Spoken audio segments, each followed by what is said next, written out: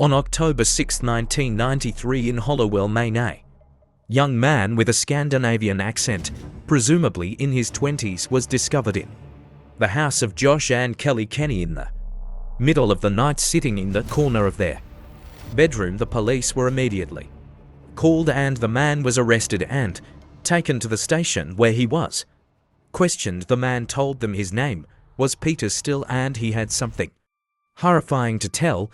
What he told them was unbelievable until he was able to prove part of his story by something they found on him, leaving police baffled. This is a story he told the Hallowell Police Department. What I'm about to tell you will be hard for your modern day ears to understand. You will call me crazy, a lunatic, one that should be locked away for good. He'd be wise to listen and heed my words, as there are many others like me and always will be. You see, people just don't disappear. There's always somewhere they go. That somewhere is somewhere very, very dark. I was born on the outskirts of Utter, Netherlands in 1563, but it's what happened in 1587 when I was 24 years old that my life took a devastating turn. Our small village had been under the rule of the Spanish for decades. They were ruthless to our people at times. I remember at a very young age my father telling me to steer clear of the Spanish. Welcome to Dark Rot Legends ... where fear takes form and shadows tell their stories. Let's begin. Shoulders if possible, don't talk to them, and avoid eye contact. Whenever I saw them, I'd keep my head down and carry on about my business. This went on for years without any incidents to my 3 siblings and parents, that is until that devastating day on May 27th, 1587, the worst day of my life. I was the youngest, but I had a brother and 2 older sisters who were very beautiful. It was evening and we were sitting around the table about to eat when my eldest sister came, frantically running inside. She was crying hysterically. Her clothes were ripped and she was bleeding from her nose. My father jumped up from the table, asking her what had happened. She said one of the soldiers tried raping her, but she was able to fend him off, accidentally killing him. No sooner had she said that a group of soldiers came barging into our home. Father attacked them. He was immediately struck down and killed. My first instinct was to fight them, but my mother was quick, grabbing my arm as she whispered in my ear not to do anything. I had to muster all the strength I had in me not to fight them as I watched my father die right before my eyes. One of the soldiers then asked, "What do we do with the rest of them?" "Kill them. We don't need one of them trying to exact revenge on us," replied another soldier. Without thinking, I lunged at them, but was quickly met with the end of their swords as I fell to the ground. As I laid there on the ground, I watched the rest of my family get brutally hacked to death. The next thing I remember was waking up somewhere and it was pitch black. When I sat up, I heard a man's graspy voice behind me say, "Hello, Peter, who are you?" I asked. "I have no name."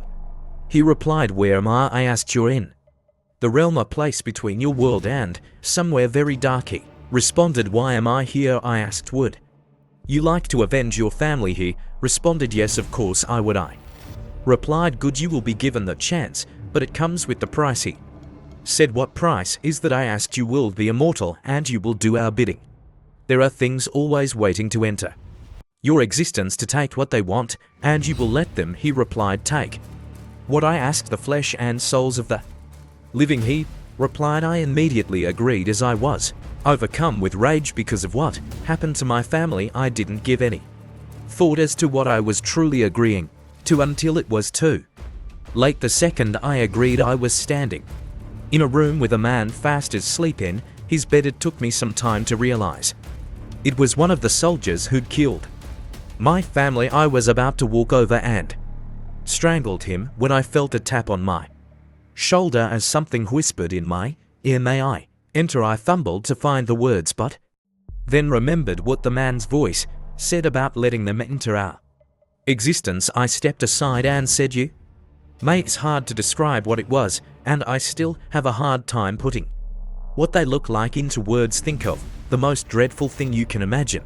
After another, until all the soldiers that had killed my family were Dead once they'd been killed, the things dragged their bodies, or what was left of them, back into the realm, leaving no trace behind, not even a speck of blood after all the soldiers had been killed. I was put into what I call the dusk, the middle ground between this world and the realm. When a thing wants to enter our world, they must come to someone like me and ask permission. If I had known the price I was going to pay, I would have never agreed to it. During the day I roam the world as a common but immortal man, and at night I fulfill my never-ending agreement. Unfortunately, I remember every detail. The first time I let one of those things enter our world, that was not for revenge. I'm not sure where I was at when I appeared in that bedroom, but it was not my home country, as I'm always somewhere different each day and night. As I stood there looking at who was sleeping peacefully in the bed in front of me, I almost yelled aloud, "No, no, no!" There in front of me was a small girl, no more than 5 or 6 years old. I immediately started thinking of ways to get out of there, but realized there were none. I then felt the dreaded tap on my shoulder and heard, "May I enter?" I hesitated for a long time, not wanting to acknowledge it.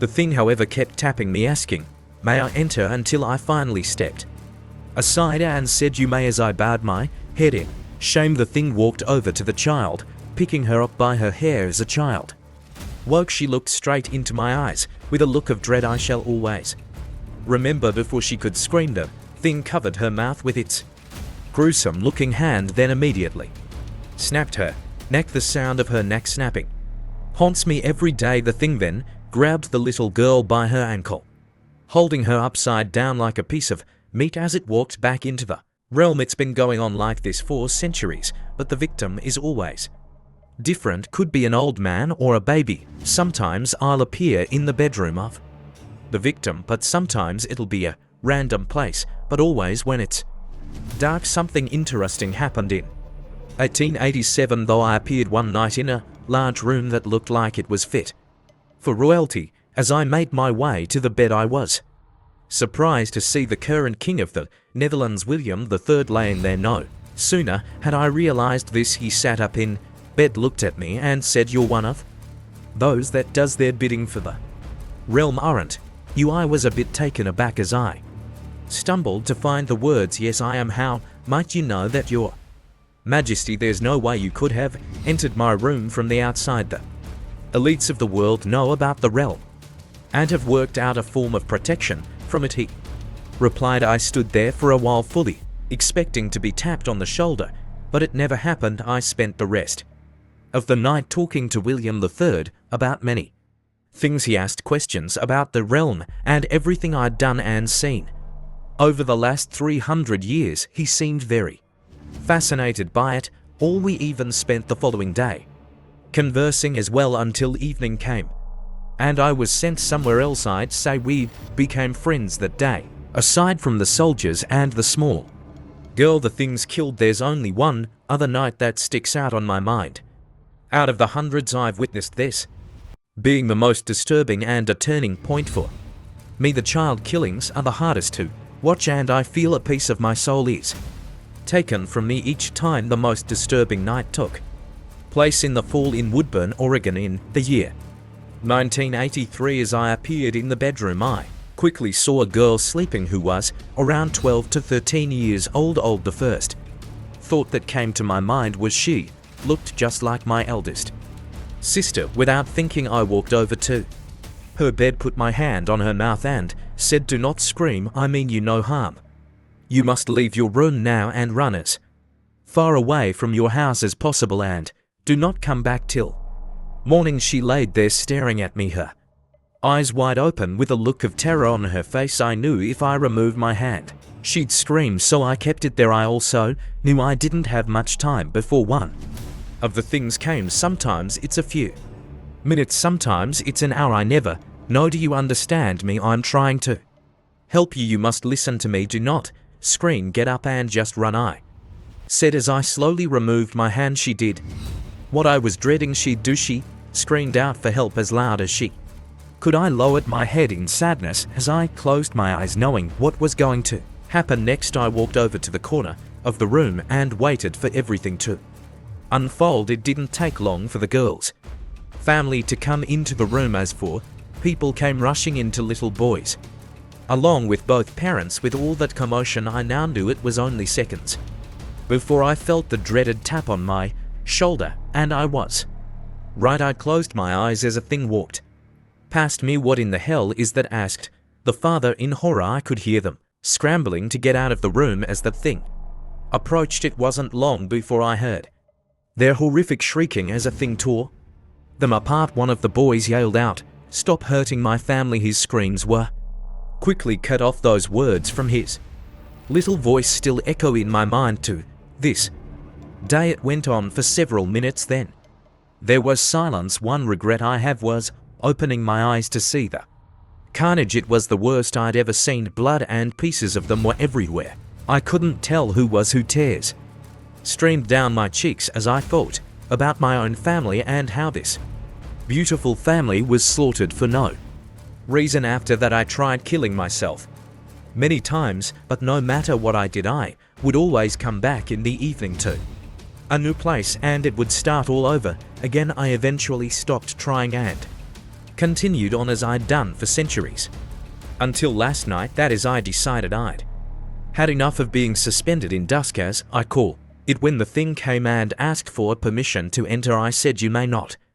The thing turned and went back to the realm. I then felt as though my soul was taken from my body and something had drastically changed inside me. I also knew I'd broken the agreement and would not only become a mortal man, but when I die I will become one of the things I've dreaded for so long. I wondered for a very long time what would happen if I refused the entry of one of them. Now I know Peter was questioned by 2 different psychiatrists and found to be sane. The police tried linking him to the disappearance of the family in Woodburn, Oregon in 1983, but ultimately could not charge him with anything. When the Hallowell police arrested and searched Peter, the only thing they found in one of his pockets was an old photograph of Peter standing next to William II, the former king of the Netherlands. He said it was taken on the day he'd spent with the king. It was authenticated by an expert and found to be legitimate. Several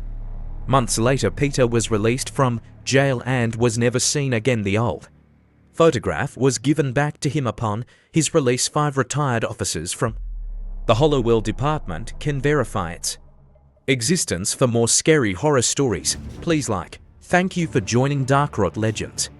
Subscribe for more tales of terror. If you dare.